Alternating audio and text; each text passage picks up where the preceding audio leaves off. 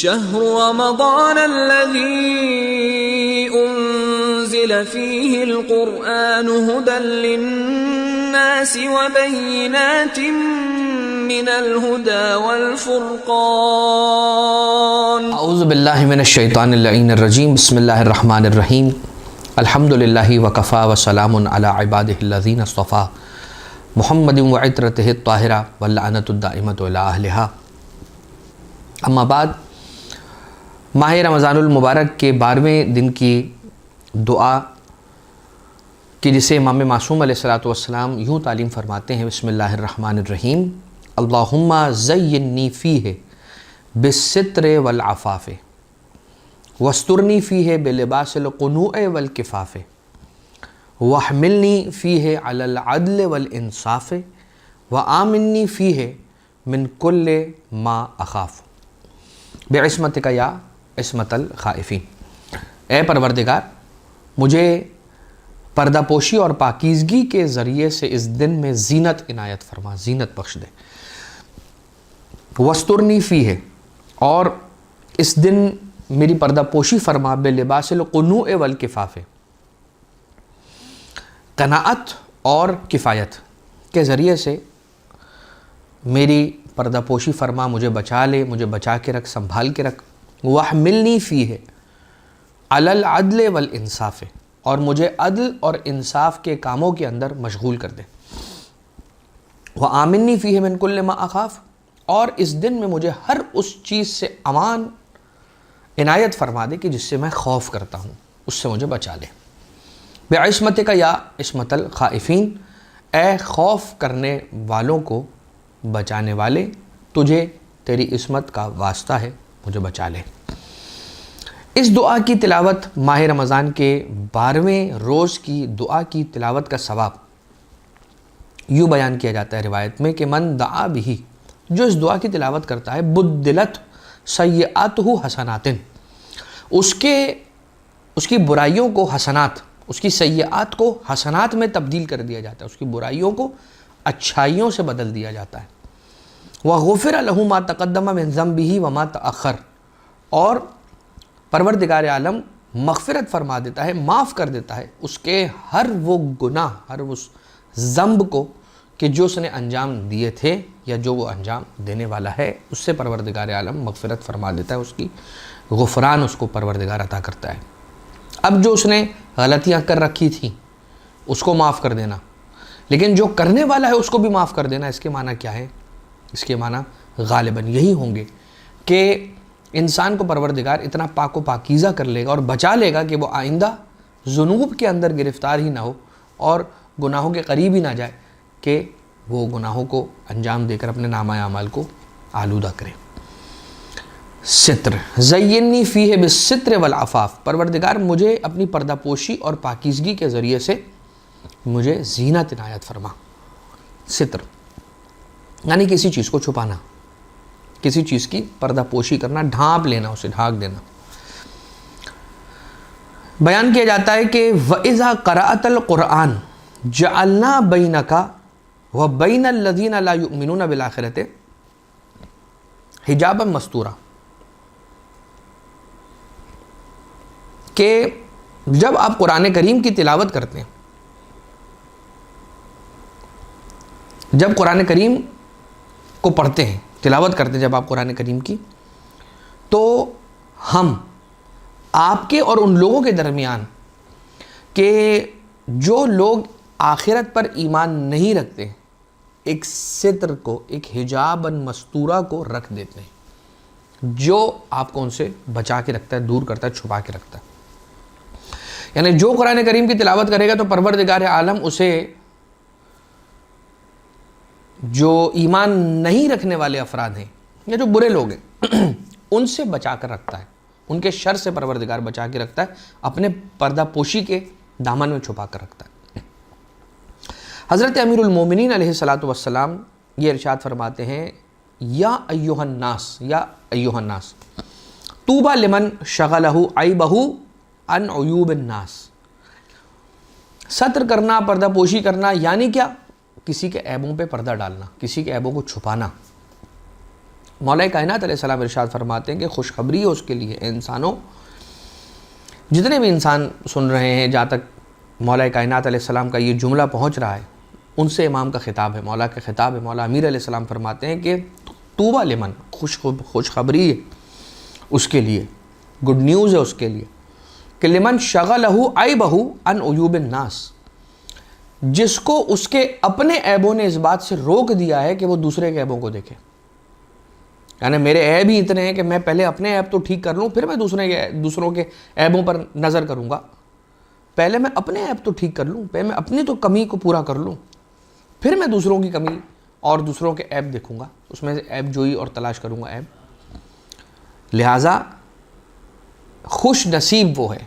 مولا کائنات علیہ السلام کی نگاہوں میں جسے اپنا عیب دوسروں کے عیب پر نظر کرنے سے بچا لے، روک لے، مشغول کر لے۔ اب مولا سید سجاد علیہ السلام کی دعا صحیفہ سجادیہ کے اندر یوں ہے کہ سرکار ارشاد فرماتے ہیں کہ اے پروردگار،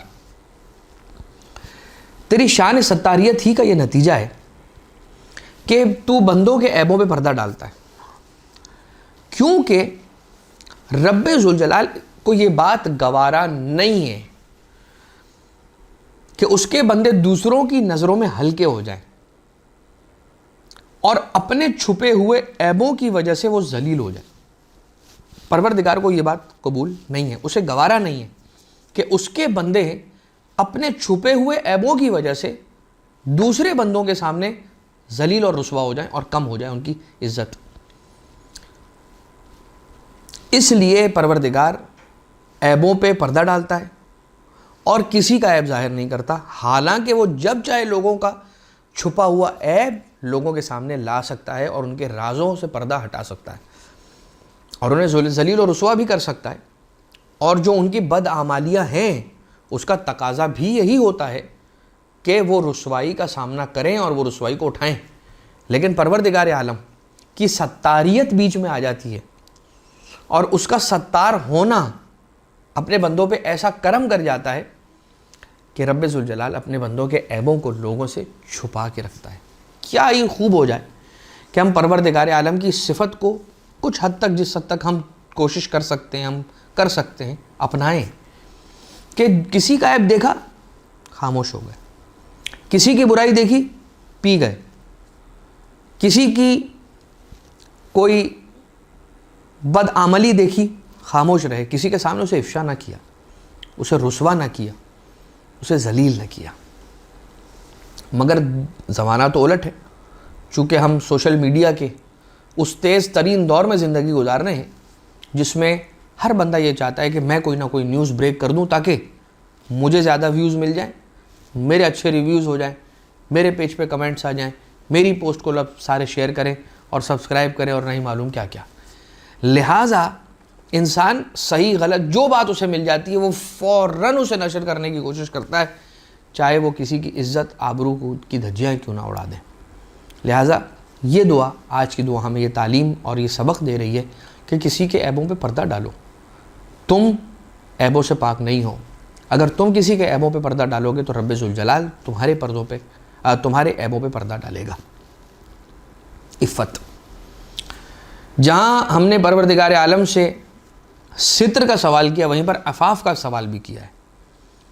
اور عفت اور عفاف، پاک دامنی ایک ایسی چیز ہے جو انسان کی روح کو پاکیزہ رکھتی ہے، اور اگر انسان عفت کا دامن چھوڑتا ہے تو پھر وہ پاک دامنی سے باہر نکل کر اور گناہوں کی طرف چل پڑتا ہے۔ ایک واقعہ ملتا ہے تاریخ کی کتابوں میں ایک جوان درزی کا، کہ انتہائی خوبصورت اور خوبرو جوان کہ ایک درزی تھا، اور بادشاہ کی ایک بیٹی تھی کہ جو کپڑوں کی سلائی کے لیے اس کے پاس آئی۔ جب بادشاہ کی بیٹی کی نظر اور نگاہ اس خوبصورت درزی لڑکے پر پڑی، اس کا دل مائل ہوا اور اس نے اس جوان کو قصر میں آنے کی دعوت دی، کام کے سلسلے میں کہ کپڑوں کی سلائی اور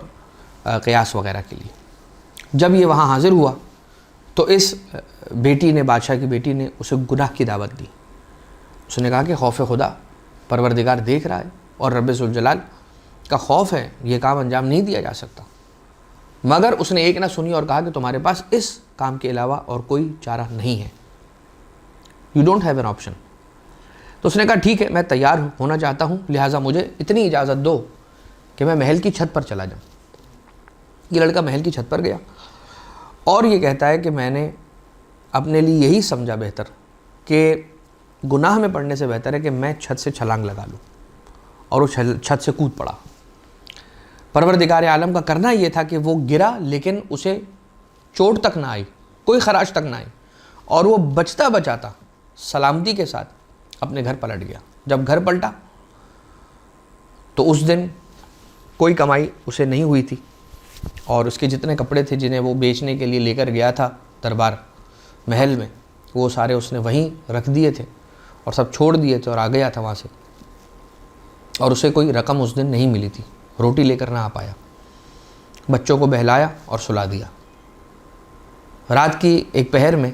اس کی زوجہ نے تنور، گھر میں جو موجود تنور تھا اس کے ڈھکنے کو کھولا تو اندر کیا دیکھا کہ تازہ روٹیاں موجود ہیں۔ جب ان روٹیوں کو دیکھا تو تعجب کے ساتھ وہ زوجہ سوال کرنے لگی، درزی کی زوجہ، کہ اے شوہر نامدار یہ کہاں سے آئی ہیں روٹیاں؟ آپ تو آج روٹیاں لے کر نہیں آئے، مجھے تعجب ہے روٹیاں آئیں کہاں سے؟ تو اس نے جواب دیا کہ یہ عفت، پاک دامنی اور پروردگار عالم کے حکم کو انجام دینے اور اس کو بجا لانے کے نتیجے میں پروردگار عالم نے ہمیں یہ روٹیاں نصیب فرمائی ہیں اور عطا کر رکھی ہیں۔ جب پروردگار عالم کے سکھلائے ہوئے دین پر انسان عمل کرتا ہے اور اس راستے پر چلتا ہے جو اس کی رضا کا راستہ ہے، تو پھر بندے کی کیا مرضی ہے اسے خود پروردگار عالم پورا کر دیا کرتا ہے۔ تو اللہم زینی فیہ بالستر والعفاف، ستر میں بھی زینت ہے اور عفاف میں بھی زینت ہے۔ عفت میں تو زینت ہے کہ انسان پاک دامنی کے ساتھ رہے، عفت کے ساتھ رہے، عزت حشمت کے ساتھ رہے، احترام کے ساتھ رہے، اور ستر میں دوسروں کے عیب چھپانے میں بھی زینت ہے، اپنے لیے زینت ہے۔ وَاسْتُرْ فِيهِ بِلِبَاسِ الْقُنُوعِ، اور پروردگار مجھے قناعت کے لباس کے ذریعے سے میری پردہ پوشی فرما، میری حفاظت فرما، کہ اگر میں نے قناعت نہ کی اور کم پہ صبر نہ کیا تو میں غلط کاموں کی طرف پڑ جاؤں گا، اور حرام کاموں سے میں حرام رزق اور حرام روزی کی طرف لپکوں گا۔ اگر قناعت انسان نہیں کرے گا اور اپنے لیول سے بڑے سٹینڈرڈ کو پورا کرنے کی اور اس ریکوائرمنٹ کو پورا کرنے کی کوشش کرے گا تو بالآخر وہ حرام راستے سے رزق کمانا شروع کرے گا، اور اس سے لقمہ حرام اس کی اہل و عیال کے شکم میں جائے گا اور اس کے نتائج بہت برے ہیں۔ والکفاف، اور اپنے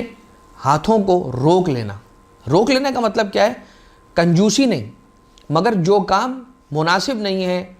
میری حیثیت سے بڑھ کر ہے، اس کام کو انجام نہ دینا۔ جتنی کفایت کر جانے والی چیز ہے بس اتنا کرنا اور اس کے بعد چھوڑ دینا۔ قناعت والکفایہ، پروردگار اس کے ذریعے وَحْمِلْنِي فِيهِ عَلَى الْعَدْلِ وَالْإِنصَافِ، اور پروردگار مجھے عدل اور انصاف کرنے کی توفیق عنایت فرما، مجھے توفیق عنایت فرما کہ میں عدل اور انصاف سے کام لوں، ظلم نہ کروں، جہالت کا مظاہرہ نہ کروں، اور جس چیز سے میں خوف کرتا ہوں اگر یہ تین چیزیں میں نے کر لیں تو چوتھی چیز پروردگار مجھے خود عطا کر دے گا۔ اگر میں نے ستر اور عفاف سے کام لیا، لوگوں کے عیب چھپائے، لوگوں کے ساتھ عفت اور پاک دامنی کے ساتھ رہا، اگر میں نے قناعت کی، صبر کیا اور عدل اور انصاف سے لوگوں کے درمیان برتاؤ کیا، تو مجھے جس چیز کا خوف ہے پروردگار اس سے مجھے امان عطا کرے گا۔ بے عصمتک یا عصمت الخائفین، اے خوف زدہ لوگوں کو بچا لینے والے، اپنی عصمت کے واسطے سے میری حفاظت فرما۔ اس دعا کے صدقے میں کہ پروردگار ہم سب کے دامن کو پاک اور پاکیزہ رکھے، آلودہ ہونے سے بچائے، آنکھوں کے گناہ، کان کے گناہ، زبان کے گناہ، ہاتھوں کے گناہ، جتنے گناہ کبیرہ اور صغیرہ ہیں ان سے ہمیں محفوظ فرمائے، اور امام زمانہ عجل اللہ تعالیٰ فرجہ الشریف کے ظہور میں تعجیل فرمائے۔ وآخر دعوانا ان الحمد للہ رب العالمین، وصلی اللہ علی محمد وآلہ الطیبین الطاہرین۔